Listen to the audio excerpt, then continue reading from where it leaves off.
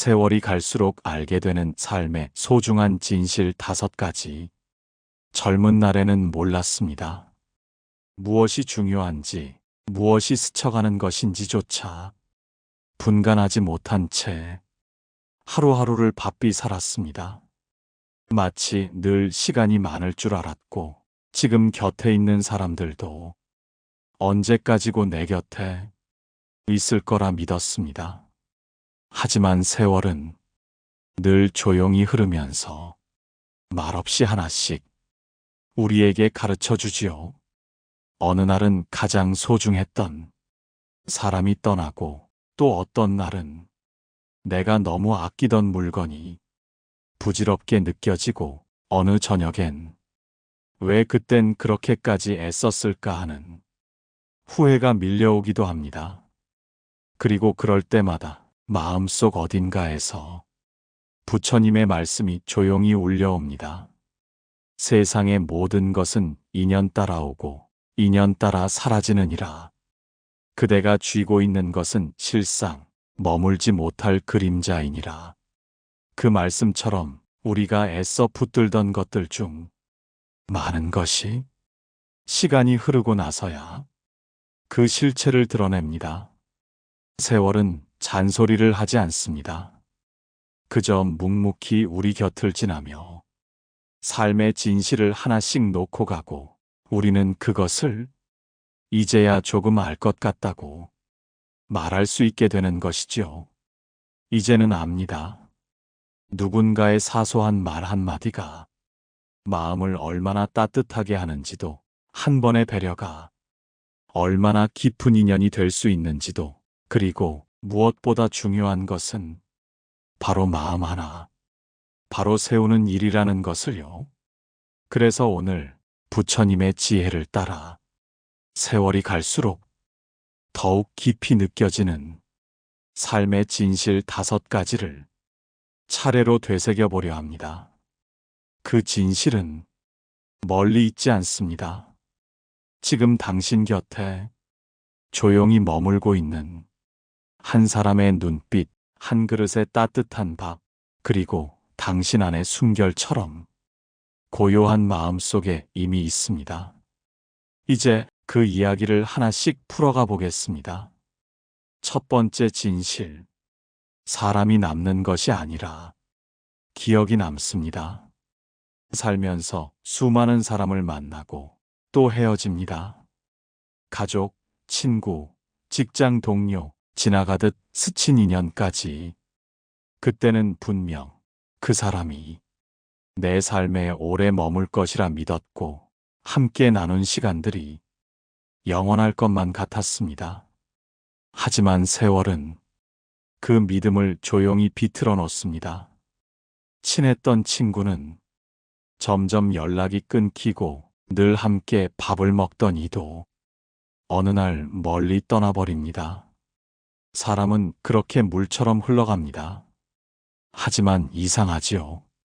그 사람은 사라졌는데 그 사람과 나눴던 말 한마디, 표정 하나, 그것은 마음속에 오래도록 머뭅니다. 어릴 적 아버지와 함께 자전거를 타러 나섰던 어느 봄날이 떠오릅니다.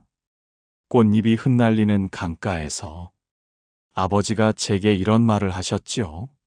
사람은 살아있는 동안보다 떠난 뒤에 남기는 게 더 중요하단다. 그땐 잘 몰랐습니다. 그저 따뜻한 햇살과 아버지의 말씀이 좋았을 뿐입니다. 하지만 세월이 흘러 아버지를 떠나보내고 나니 그 말의 뜻이 뼛속까지 다가옵니다. 누군가를 미워하며 살았던 시간은 사라지지만 그 사람의 따뜻했던 말 한마디는 때로는 수십 년이 지나도 가슴을 울립니다. 부처님께서도 이런 말씀을 하셨습니다. 그대가 남긴 말 한마디는 바람 따라 사라지지 않느니라. 선한 말은 복이 되어 돌아오고, 험한 말은 업이 되어 머무르느니라. 말은 그저 소리가 아닙니다. 그 사람의 마음이며 향기이고 그 순간의 온도입니다.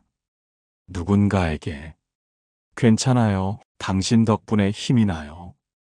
이 말 한마디가 그 사람에겐 평생을 살아갈 희망이 될 수도 있습니다. 반대로 무심코 내뱉은 비난 한마디가 누군가의 가슴에 오래도록 박힌 상처가 될 수도 있습니다. 사람은 떠나도 그 말은 남습니다. 사람은 잊혀져도 그 행동은 남습니다. 나이가 들면서 우리는 점점 말이 조심스러워집니다. 왜냐하면 우리가 그토록 보고 싶어 하는 사람들은 그 존재보다 그들의 말과 행동, 그리고 기억으로 우리 안에 남아있기 때문입니다. 어떤 분이 그러시더군요. 오래 산다는 건 많은 기억을 품고 사는 것이라고요. 그 말이 참 맞습니다. 이제는 기억으로만 남은 이들이 하루에도 몇 번씩 떠오르고 그리움은 점점 더 선명해지니 말입니다. 그러니 지금 당신 곁에 있는 사람에게 따뜻한 말을 아끼지 마세요. 지금 웃고 있는 그 사람에게 진심 어린 행동을 남기세요. 언젠가 그 사람이 곁을 떠나고 그 이름조차 흐릿해질 때 당신이 남긴 말과 행동이 그 사람의 가슴 속에서 향기로 피어날 것입니다.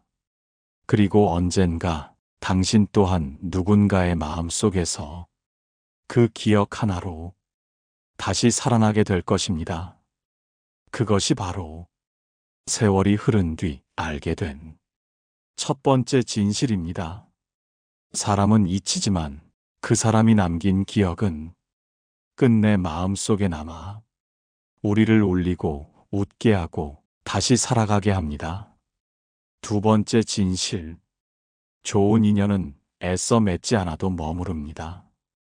인생을 살다 보면 이런 생각을 할 때가 있습니다. 왜 저 사람은 멀어졌을까? 나는 분명 최선을 다했는데 왜 인연은 자꾸만 흩어질까? 젊을 때 우리는 좋은 인연을 만나기 위해 무던히도 애를 씁니다. 인맥을 넓히고 관계를 다지고 누군가의 관심과 인정을 받기 위해 애써 웃고 맞추고 희생합니다. 하지만 정작 그렇게 노력해서 맺은 인연이 오래가지 않는 경우가 참 많지요. 반대로 한 번도 애써 붙잡지 않았던 인연이 생각보다 오래 머물러 인생의 큰 의지가 되는 경우도 있습니다. 어느 날 제자가 부처님께 물었습니다. 세상엔 수많은 사람이 있는데 어찌해야 좋은 인연을 오래도록 함께할 수 있습니까? 부처님께서 조용히 웃으시며 말씀하셨습니다. 인연은 강물과 같으니 흐르게 두면 머무르고 막으려 하면 떠나느니라. 그 말씀을 처음 들었을 때는 잘 이해되지 않았습니다. 하지만 시간이 지나고 나서야 알게 되었습니다. 정말 소중한 인연은 내가 애써서 붙잡지 않아도 자연스럽게 내 곁에 남아있다는 것을요. 예전에 있던 일입니다. 한 지인은 어려운 시기에 사업이 무너지고 가족도 친구도 그를 멀리했습니다. 가진 것이 없자 그렇게도 많던 전화가 하루아침에 끊겼다고 합니다. 그런데 이상하게도 늘 연락이 뜸하고 특별한 도움도 주지 않던 고등학교 친구 한 명이 어느 날 불쑥 찾아와 따뜻한 밥 한 끼를 내밀었다고 합니다. 괜찮아. 지금 힘든 거 너 잘 견디고 있는 거야. 그 말 한마디에 그는 눈물을 삼키며 말했습니다. 내가 살면서 그 어떤 사람보다 너와의 인연이 고맙다. 그 후로도 그 둘은 서로의 곁을 묵묵히 지켜주며 삶의 고비마다 따뜻한 힘이 되어 주었다고 합니다. 이처럼 진짜 인연은 애써 만들지 않아도 서로의 인생을 비추는 등불이 되어 줍니다. 우리가 억지로 붙잡으려 하면 그 인연은 오히려 더 빠르게 멀어지고 그저 자연스럽게 서로의 자리에 머물게 두면 오래도록 향기를 품고 남습니다. 부처님께서는 인연에 대해 이렇게 말씀하셨습니다. 인연이 무르익으면 말없이도 꽃 피우고 인연이 다하면 붙잡아도 손가락 사이로 흘러가느니라. 이 말처럼 인연은 억지로 맺는 것이 아니라 자연스레 익어가는 것입니다. 우리는 종종 떠난 사람을 붙잡기 위해 애를 씁니다. 문자를 보내고 마음을 쏟고 내가 뭘 잘못했을까 하며 스스로를 괴롭히기도 하지요. 하지만 가만히 생각해보면 진짜 인연은 그렇게 떠나지 않습니다. 말이 통하지 않아도 자주 만나지 않아도 마음은 이어져 있고 시간이 흘러도 편안함이 사라지지 않습니다. 그리고 언젠가 어느 날 불쑥 그 사람이 생각났을 때 조용히 전화를 걸어 잘 지내냐고 묻는 것만으로도 서로의 마음은 다시 이어집니다. 좋은 인연은 그렇게 멀어졌다 돌아오기도 하고 아무 말 없이도 서로의 삶을 응원해 주기도 합니다. 그러니 누군가가 내 곁을 떠났다고 해서 슬퍼하지 마세요. 그것은 인연이 끝난 것이 아니라 잠시 자리를 옮긴 것일 수 있습니다. 그리고 지금 곁에 있는 사람에게 너무 애써 맞추지 마세요. 억지로 맺은 인연은 결국 억지로 풀려버리기 마련이니까요. 그저 편안한 마음으로 나를 있는 그대로 받아들여주는 사람에게 내 마음을 열어보세요. 그 사람이야말로 당신의 세월을 함께 걸어갈 진짜 인연일 것입니다. 좋은 인연은 애쓰지 않아도 말하지 않아도 자연스럽게 머무릅니다. 그것이 바로 세월이 흐른 뒤에 알게 된 삶의 두 번째 진실입니다. 세 번째 진실. 무언가를 내려놓을 때 비로소 진짜 내 것이 보입니다. 살다 보면 참 많은 것을 움켜쥐며 살아갑니다. 사람, 돈, 자식, 명예, 자존심, 때로는 상처와 원망조차도 놓지 못하고 손에 꼭 쥔 채 살아가곤 합니다. 왜일까요? 불안하기 때문입니다. 이걸 놓으면 내가 무너질 것 같고 이걸 지키지 못하면 세상에서 도태될 것만 같으니까요.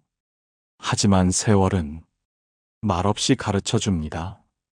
그렇게 꽉 쥐고 있던 것들이 결국은 내 삶을 무겁게 했다는 것을요. 한 노모의 이야기를 들은 적이 있습니다. 자식 셋을 낳아 지독하게 헌신하며 키운 어머니였습니다. 자식들은 좋은 학교에 보내고 좋은 직장을 얻게 했지만 어머니는 늘 불안했습니다. 얘가 밥은 잘 먹나?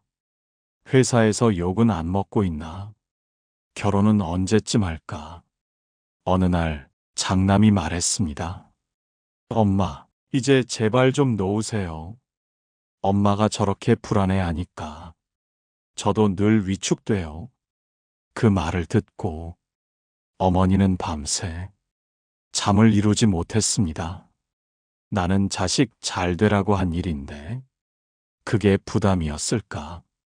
며칠 뒤 어머니는 마음을 다잡고 자식에게 편지를 한 장 써내려갔습니다. 이제부터는 엄마가 너희 삶을 놓아줄게. 내가 쥐고 있었던 건 사랑이 아니라 두려움이었던 것 같구나. 미안하다. 그리고 고맙다. 그날 이후 어머니의 얼굴엔 웃음이 늘었고 자식들도 더 자주 연락을 했다고 합니다. 그렇습니다.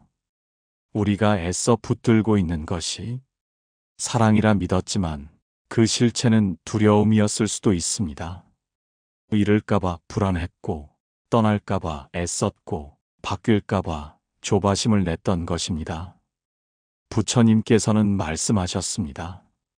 쥐면 고통이고 놓으면 자유롭다.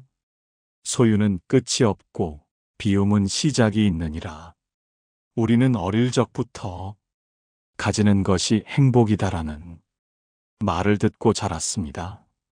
좋은 집을 가져야 하고 많은 돈을 가져야 하고 사람의 사랑과 인정을 받아야 한다고요. 하지만 나이가 들면서 그 모든 것을 가졌어도 마음이 편치 않은 사람을 자주 보게 됩니다. 반대로 많은 것을 내려놓은 사람은 표정이 가볍고 웃음이 잔잔합니다. 마치 무거운 짐을 벗고 걷는 사람처럼 걸음이 경쾌합니다. 무언가를 쥐고 있을 땐 다른 것을 가질 수 없습니다. 두 손이 가득 차 있으면 새로운 선물을 받을 수 없듯이 말이지요. 그리고 또 하나 내려놓으면 비로소 진짜 내 것이 보입니다. 자식을 향한 과한 기대를 내려놓고 나면 아이의 순수한 마음이 보이고 세상의 시선에 맞추려는 욕심을 내려놓으면 내가 정말 좋아하는 일이 무엇인지 알게 됩니다. 사랑이라는 이름으로 상대를 구속하던 손을 놓으면 그 사람이 나를 얼마나 아끼고 있었는지도 보이게 됩니다. 부처님께서 한 제자에게 이런 말씀을 하신 적이 있습니다. 내가 쥐고 있는 돌을 내려놓아야 두 손이 비어 물을 담을 수 있느니라. 그대의 마음도 그러하니라. 무언가를 버린다는 건 잃는 것이 아닙니다. 비우는 것이고 비우면 새로운 공기가 들어옵니다. 그리고 그 안에서 진짜로 내 마음이 원하는 것이 무엇이었는지 비로소 볼 수 있게 됩니다. 나이가 든다는 것은 쥐는 법을 배우는 것이 아니라 놓는 법을 익히는 것입니다. 쥐는 건 누구나 할 수 있지만 놓는 건 용기 있는 사람만이 할 수 있습니다. 오늘 이 글을 듣고 계신 당신도 혹시 가슴에 너무 오래 쥐고 있던 것이 있다면 잠시 내려두어 보세요. 그것이 상처든 미련이든 후회든 그 무게를 내려놓는 순간 당신의 마음에 새로운 바람이 들어올 것입니다. 그리고 그때 당신은 이렇게 말하게 될 것입니다. 이제야 진짜 내가 보입니다. 네 번째 진실. 나를 가장 괴롭힌 건 결국 내 생각이었습니다. 사실 우리를 괴롭히는 것은 대부분 현실이 아니라 생각입니다.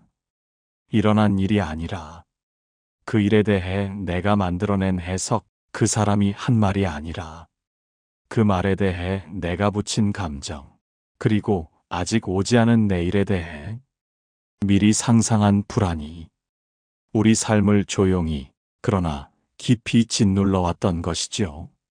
세월이 흐르며 이 진실을 깨닫게 되었습니다. 한 중년의 여성분이 계셨습니다. 오래도록 시어머니와 갈등을 겪었습니다. 시어머니는 무뚝뚝한 성격이었고 감사하다는 말도 따뜻한 말도 잘하지 않았습니다. 하지만 그분은 매주 반찬을 해서 시댁에 보내고 명절마다 혼자 장을 보고 음식도 도맡아 했습니다. 그러던 어느 날 남편이 무심히 말했습니다. 어머니가 당신이 해온 반찬 맛없다고 하시더라. 그 말을 듣는 순간 그녀는 무너졌습니다. 그동안 내가 뭘 위해 이렇게 했나? 나를 싫어하는 거였어. 그냥 며느리로도 인정받지 못한 거네. 그녀는 상처받았고 며칠 동안 아무것도 먹지 못할 정도로 괴로워했습니다. 그런데 몇 주 뒤 남편이 덤덤히 이런 얘기를 했습니다. 어머니가 그러시더라. 요즘은 내 반찬 없으면 밥맛이 안 난다고. 근데 왜 표현은 그렇게 하시는지 모르겠어. 그때 그녀는 깨달았습니다. 그동안 자기를 괴롭힌 것은 시어머니의 진짜 마음이 아니라 자신의 생각이었다는 것을요. 그때부터 그녀는 누군가의 말에 너무 깊이 상처받기보다 그 말 이면의 마음을 들으려 노력했습니다. 부처님께서는 말씀하셨습니다. 생각은 그림자 같아서 그대의 마음이 어두우면 세상도 어두워 보이느니라. 그러나 마음이 맑으면 그림자조차 빛으로 변하느니라. 생각은 마음속의 거울입니다. 그 거울이 흐리면 아무리 좋은 사람이 곁에 있어도 왜곡된 모습으로 비춰지고, 반대로 그 거울이 맑으면 조금 거칠게 보인 말도 진심으로 들리게 되지요. 우리는 대부분 저 사람이 날 무시한 거야. 이 말은 날 깎아내리는 말이야. 난 원래 부족한 사람이야. 이런 내면의 말로 스스로를 괴롭힙니다. 하지만 정작 상대는 그런 의도가 없었을 수도 있고 그 상황은 전혀 다른 맥락이었을 수도 있습니다. 우리 삶에서 고통이 생기는 이유는 현실 때문이 아니라 그 현실을 어떻게 받아들이느냐에 따라 크게 달라지게 됩니다. 부처님께서는 또 이런 말씀도 하셨습니다. 마음이 모든 것을 만든다. 마음이 맑으면 꽃이 피고 마음이 어지러우면 가시가 돋느니라. 어떤 사람은 작은 일에도 괴로워하고 어떤 사람은 큰 일을 겪고도 담담합니다. 그 차이는 그 사람이 처한 현실이 아니라 그 현실을 받아들이는 마음의 그릇에 있습니다. 세월이 흐르며 우리는 점점 알게 됩니다. 내가 누군가에게 받았다고 믿었던 상처 중 절반은 실제로는 내 생각이 만든 상처였다는 것을요. 그리고 그 생각은 내가 원하면 바꿀 수 있다는 것도요. 지금 누군가의 말에 상처받았습니까? 지금 당신 삶이 너무 고통스럽게 느껴지십니까? 그렇다면 그 고통이 현실에서 오는 것인지 아니면 내 생각의 해석에서 오는 것인지 한번 들여다보시길 바랍니다. 그리고 가능하다면 그 생각을 잠시 내려놓아 보세요. 잠시라도 그 마음속 해석을 중지하면 그 고통도 함께 잦아들 수 있습니다. 삶은 생각을 바꾸는 순간 다른 얼굴로 다가옵니다. 어느 날 문득 이전엔 당연하다고 생각했던 것들이 고마움으로 느껴지고 예전엔 미워하던 사람의 말도 지금은 조용한 응원이었음을 알게 됩니다. 그리고 그때 우리는 비로소 이렇게 말할 수 있습니다. 내가 힘들었던 건 결국 내 마음 안이 그림자 때문이었습니다. 그 그림자를 내가 거두자 세상은 다시 따뜻해졌습니다. 다섯 번째 진실. 결국 나를 살린 것은 고마움 하나였습니다. 인생의 길을 오래 걸어올수록 우리 마음에 깊이 남는 감정이 있습니다. 그것은 분노도 아니고 슬픔도 아니며 기쁨도 아닙니다. 그것은 바로 고마움입니다. 살다 보면 원망할 일도 많고 포기하고 싶은 순간도 많습니다. 그런데 이상하지요. 그 순간마다 우리의 마음을 다시 일으키는 힘은 작고도 사소한 고마움 하나였습니다. 늦은 밤 홀로 병실에 누워 눈을 감았을 때 문득 떠오른 건 억울했던 일도 화났던 말도 아니었습니다. 오히려 누군가 건넨 밥은 먹었어요?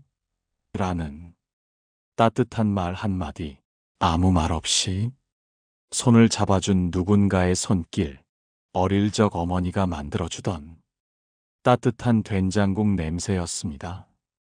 그렇게 마음에 남은 고마움 하나가 우리를 무너지지 않게 붙잡아주고 다시 하루를 살아낼 힘이 되어 주었습니다.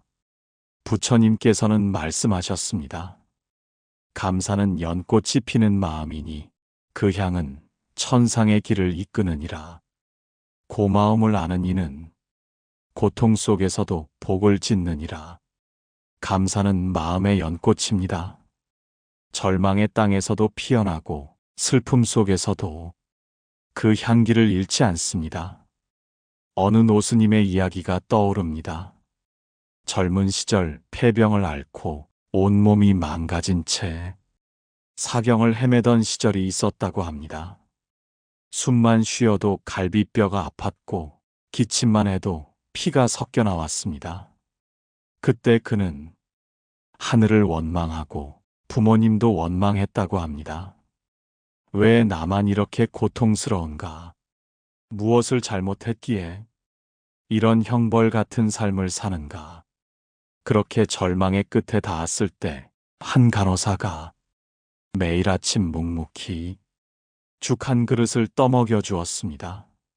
스님, 오늘은 설탕을 조금 더 넣어봤어요.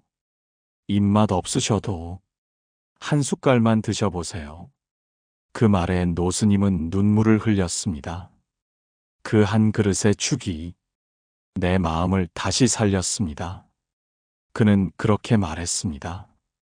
그 뒤로 몸은 여전히 아팠지만 마음은 점점 살아났고 결국 그는 다시 걷고 다시 웃고 다시 누군가를 위해 기도할 수 있게 되었다고 합니다.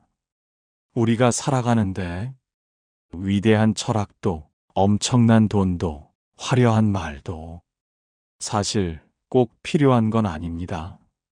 어쩌면 가장 깊은 순간에 우리를 살리는 건 고마워요. 이 말 한마디입니다. 누군가에게 받은 이해, 누군가의 용서, 누군가의 묵묵한 응원. 그것들이 우리 안에 고요하게 쌓이며 마음의 등불이 되어줍니다. 우리는 나이가 들면서 누가 나에게 무엇을 해줬는가 보다는 누구에게 내가 고마움을 느꼈는가를 더 자주 떠올리게 됩니다. 그 고마움이 곧 내 삶의 깊이였고 내 인생의 온도였다는 걸 알게 됩니다. 그리고 그 고마움을 다시 누군가에게 건네는 것이 지금 나에게 주어진 마지막 복짓는 기회임을 깨닫게 됩니다. 부처님께서는 또 이렇게 말씀하셨습니다. 감사하는 마음은 괴로움을 녹이는 불이다. 그대가 지금 할 수 있는 가장 큰 공덕은 마음 깊이 고마워하는 일이니라. 그러니 오늘 잠시 눈을 감고 당신이 고마웠던 순간들을 떠올려 보세요. 누구의 말이 당신을 살렸습니까? 누구의 행동이 당신을 일으켜 세웠습니까? 그리고 지금 누구에게 고맙다고 말하고 싶으신가요? 그 마음 하나면 됩니다. 그 마음 하나가 지금 이 순간 당신을 지탱하는 기둥이 되어줄 것입니다. 그리고 그 마음을 또 다른 누군가에게 건넨다면 그 고마움은 또 하나의 생명을 살릴지도 모릅니다. 결국 나를 살린 건 고마움 하나였습니다. 그것이 세월이 흐르고 난 뒤 비로소 깨닫게 된 5번째 진실입니다.